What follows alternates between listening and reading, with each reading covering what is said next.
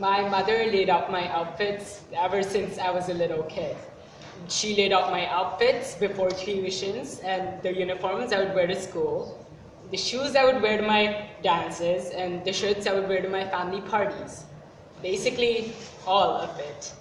And now I'm not saying I regretted the way my mother dressed me. My mother dressed me like every other 9-year-old boy would dress. But at home, I did not dress like every other 9-year-old boy would dress. And I played with my mother's scarves and bracelets and jewelry.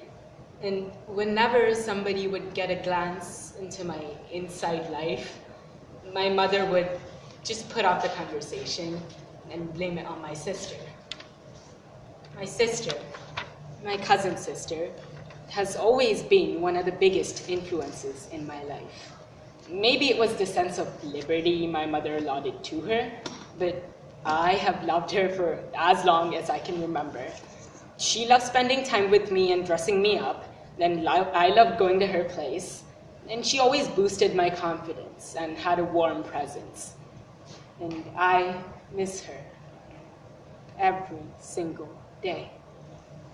I miss my friends in India too, but the friends I made when I moved here in 8th grade allowed me to create a sense of wiggle room in my mind. I mean, the society I used to live in deemed my undercover life wrong, and although I know my mother tried to cover it up, I also knew I never had her full validation. But my new friends helped me put all that aside and just focus on self-expression. And through this self-expression, I eventually came out to myself, and then my parents, and then my friends. Freshman year rolled around, and I was more confident than ever. Maybe it was because I didn't have to hide the biggest part of myself anymore.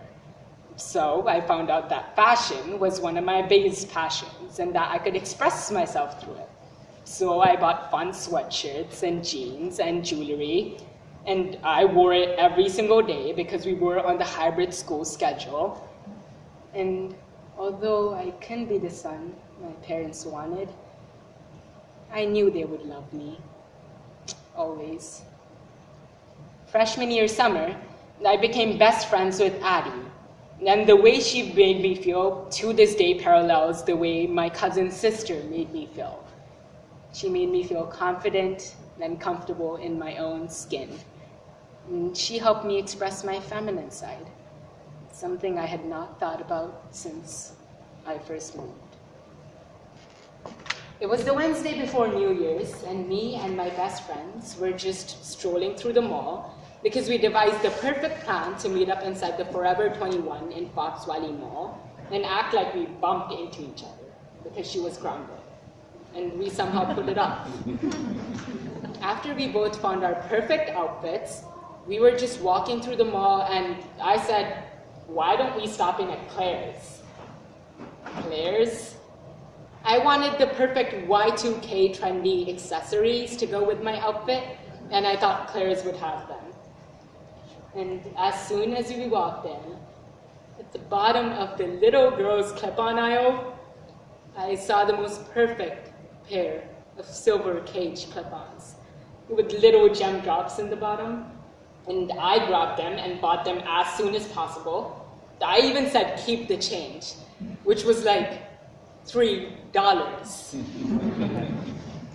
The bliss I felt in this moment was unexpected. I felt happy at the sight of an earring. And I had lived on years and years in a society which had deemed a man getting his ears pierced wrong. The idea of an earring was still scary to me because it was an expression of my feminine side.